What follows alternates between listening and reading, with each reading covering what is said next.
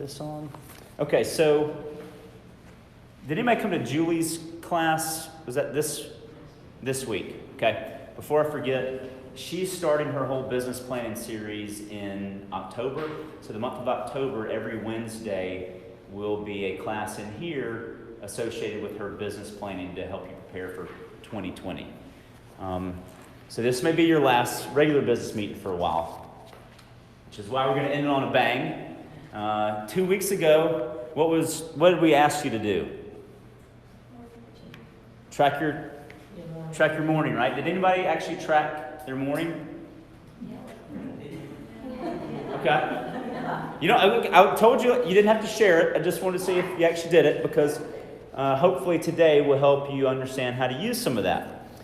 And let's get started. We wanted you to track from the moment you wake up to the moment you start working. And I'm going to show you how I set mine up.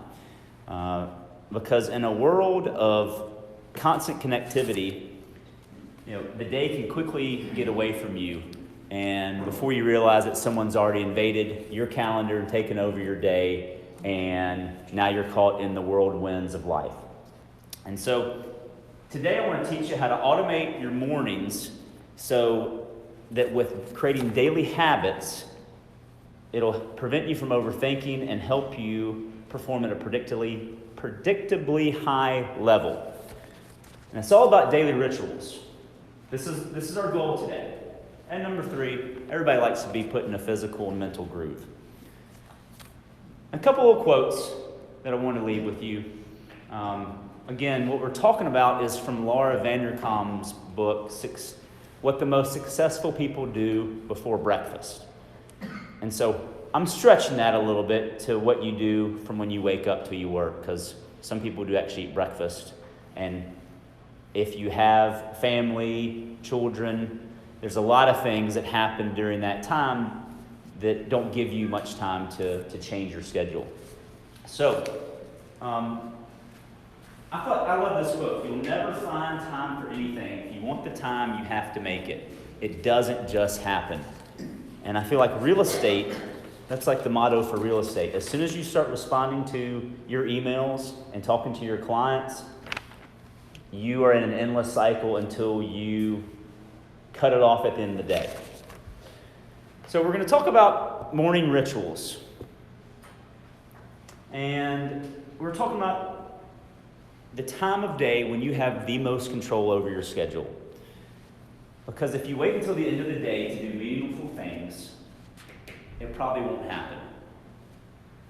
What's something you wish you had time to do during the day? I'll start. Exercise. Right? Does anybody go exercise in the middle of the day? Okay, sometimes. Is it hard to do that? Okay. What's something else you wish you had time to do that would be meaningful? Go to lunch with your spouse? Perfect. That'd be meaningful, right? Okay. Maybe it wouldn't be meaningful. Maybe it's more meaningful to have lunch by yourself and wait for dinner. Anything else? Nap. A nap? Yeah, 5-10 minute nap? That would be very meaningful, right? Yeah. Okay. So the best morning habits are these. Ones that nurture your career, nurture your relationship. That may be spending time with your children, your spouse, maybe taking a pet for a walk. And then the third one is nurturing yourself. Nurturing yourself, that's, exercise. Maybe you want to meditate. Maybe you want to take a nap. There's lots of studies that show if you take 2 20-minute naps during the day, you don't have to sleep more than 6 hours at night. That doesn't work for everybody, but there is scientific data that proves if you do these things, it can, one, alter your day, but also maybe have a more meaningful impact on the rest of your life. So, the problem is the tasks required to do these things are self-discipline. And 2 weeks ago we talked about willpower and how your willpower gets depleted throughout the day. And that's, the statistics show if you want to do meaningful things, you have to do them when you have the least distractions and the most amount of willpower. Did anybody hit the snooze button this morning? Okay. That happens, right? It's hard. And if you think about all the things you have to do when you get up, that's what snooze actually means when you translate it, is avoid all the things I want to do today. I get into a pattern sometimes where I don't even know I'm hitting the snooze button. And then I wake up and realize, why did my alarm go off? I'd actually gotten out of the bed, tapped it, and because I didn't go, it's not because I'm lazy, it's because I didn't go to bed early enough to get up before the alarm actually went off. And when the alarm went off, I hit the snooze button.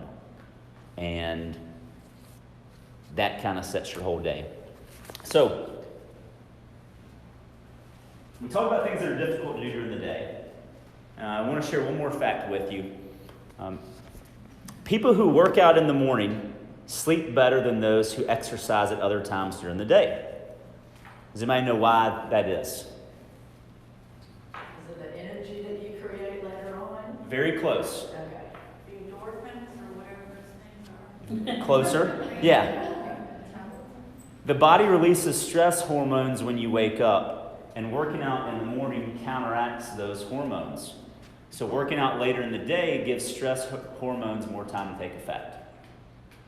Now, it's not to say working out at 8 o'clock at night is bad for you, but working out earlier in the day may help.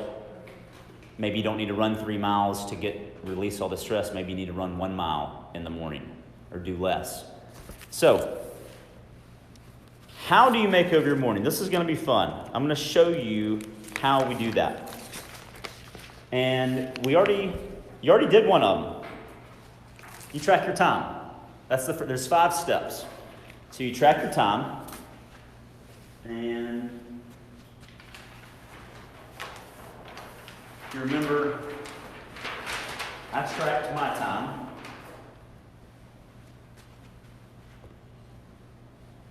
Then you have to picture what your perfect morning looks like. So you track your time, and you start to see, well, what has to happen in the morning? Like, I got to get up. You may have to feed your kids. They may not be old enough to feed themselves. You may have to get them dressed. You may have to drive them to school. So 6:30 to 8 a.m., not much else on my schedule I could do between then. And then I have an hour from 8 to 9. So I have an hour in the morning and an hour after I drop them off at school, because I'm not really doing Bickerstaff Parm work stuff until 9 a.m. Yeah, sometimes I do Bickerstaff Parm stuff as soon as I get here. It just depends. But this is how I tracked it, and this is what looks like my perfect morning. I can't change this. Not yet. When someone turns 16, that will change by default. So to picture my perfect morning, I have to think about, God, what would I love to do from 5:30 to 6:30 besides hit the snooze button every 10 minutes? Because every time you hit the snooze button, I feel like I go deeper and deeper into sleep, and it feels great. And then you can't get up. And then so what do I really want to do between 8 and 9 a.m.? What is that picture perfect morning? And you have to think through the logistics as we talk. I can't get around this right now. That may change. You may not have anybody in your house right now. You may be able to do whatever you want when you wake up. But think about the logistics. How long does it take? Has anybody heard of Parkinson's law? Does anybody want to take a guess? It's not related to the disease. You want to take a guess what Parkinson's law is? Sort of. Parkinson's law states work expands so as to fill the time available for completion. If I give myself 15 minutes to take a shower, how long will I spend taking a shower? 15 minutes. If I give myself 5 minutes to take a shower, and that's not realistic for women, I understand, if you get your hair wet. But if I give myself 30 minutes to get ready before church, before a meeting, I'm going to spend 30 minutes getting ready before church. So Parkinson's law is about identifying the logistics and how much time you really give yourself to do something. So I give myself 30 minutes to look at Facebook. I'll probably spend 45, maybe an hour. So think through the logistics of how much time does it really take. And so I looked at it. 1 of 3 people wakes up around 6:30. And then we got to be at school before 8. So there's no way around this. So I've got to get up, and if I want to exercise or read, stretch, meditate, whatever, then I got to be out of the shower by 6:30. So if I give myself 20 minutes to take a shower and get dressed, now I've only got, 40 minutes left to do stuff that's really meaningful. A shower is meaningful, but is a 10-minute shower any better than a 5-minute shower necessarily? And I guess it depends on what you're doing in the shower. I'm just putting soap on my body and drying off. Maybe you've got a TV. Maybe you got speakers. So you think through the logistics, and then you got to build a habit. So doing this is what's so hard. How long does it take to actually develop a habit? 21 days, they say. You're right, about 3 weeks. So, and once it becomes a habit, then it becomes a ritual. And a ritual requires less willpower, less discipline to actually do. And that's kind of the power of creating a daily habit, is once you start doing something, you don't even think about it, and it becomes automatic. And that's what we started off talking about, is how to automate some of your morning tasks. Yeah, if you've got a pet at home, I'm pretty sure they know when it's time to go outside. They're scratching, they're barking. If you feed your dog every time when you come home and you walk in the door, they're expecting you to feed them regardless of what else you have to do. You've created a habit for them. So creating those daily habits eliminates the snooze button. And one habit is, if you want to get up early, figuring out what time you need to go to bed. And you have to start with one thing. You can't say, all right, I'm going to read, I'm going to exercise, and I'm going to meditate. Because when you wake up and you think about 3 brand new things you have to do before 6:30, before you feed the kids, get them dressed, take them to school, you may not get up. So just start with one new thing, whatever your schedule looks like. Just do one. You're not doing it now. So at least one is going to be an improvement until it becomes a habit. And then add something else. So for my example, if I'm going to get up at 5:30 without any difficulty at all, I have to go to bed at 10:30 or 10:45. If I stay up past 11, I won't make it. I do a lot during the day. So if you're starting a new schedule and you want to get up, start before you try to add new habits. Go to bed 15 minutes before you normally do, so that maybe you don't have much trouble waking up to start this one really meaningful task that you want to add to your day. Because I promise you, in 3 or 4 weeks, adding that one thing to your schedule is going to have a huge impact. Because if it's not happening now, you've got to find a way to figure out how to fit it into your schedule if you want it to actually happen. And things change. And that's why you have to tune up. You know, life changes, schedules change. Maybe you move and it takes longer to get to work. Maybe you're now closer to work. You're working longer hours. Before children, I used to go to the gym and then go to work and go eat breakfast at Panera Bread and hang out. God, I miss those days. No, things change. This is some of the most meaningful time that I have for my entire day. Because now I'm really intentional about it. I'm not picking up my phone. Will you finish your Cheerios? Will you get dressed? Put devices down and talk. Talk about what they're going to do today. Have a conversation with 3 children at the same time is kind of difficult. And when they're all 3 talking, asking you questions, or talking to each other about something the other did or didn't do, or whatever. So I looked at, if this is something that has to be done, that no one else is going to do, how am I going to make that meaningful time? Because what if I get home at 7:30, or before, or they're already asleep when I get home? I've missed 10 minutes with them, and that would be really meaningful time to me. So that's an hour and a half. That's a lot of time.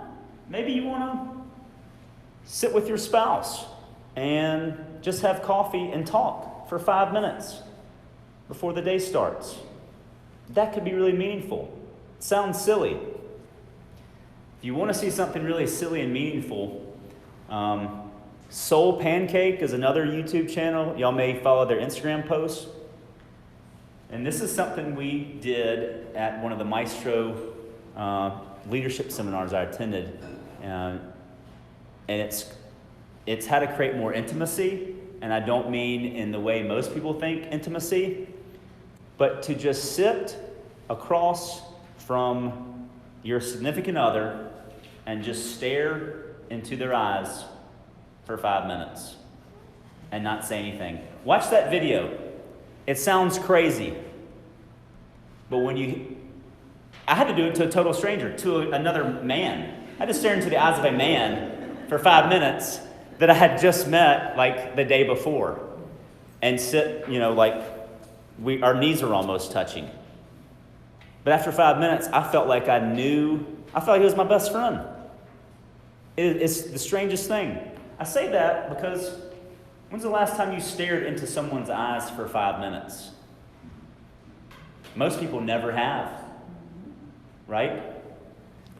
And so it's just an example of, if you were intentional with just a very small amount of time, could that be more meaningful than stretching out a lot of unintentional interactions and think that the time was meaningful instead of what you put into the time?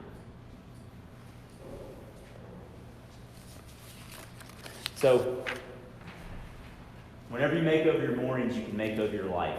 And that's what most successful people know. This is not just about real estate. This is about why you got into this business, is so you could have meaning and do the things you want to do. But it requires a little bit of work. But the good news is you only have to start with one thing. And believing that your actions matter is how the human mind learns optimism. And to use a better word, hope. That's how we learn to hope. Is that what we're doing actually matters. Imagine if you figured out one thing that would bring meaningful purpose to your life, and you decided to add it to your daily routine somehow. And imagine if you followed those 5 steps. You tracked your time. You picture whatever your perfect morning looks like. It could be just time by yourself to reflect. But imagine following that to create some daily habits. And start with just one habit. Imagine 3 months from now how much value you could get out of each day. I wouldn't miss this time for the world. I'd give up exercise and reading.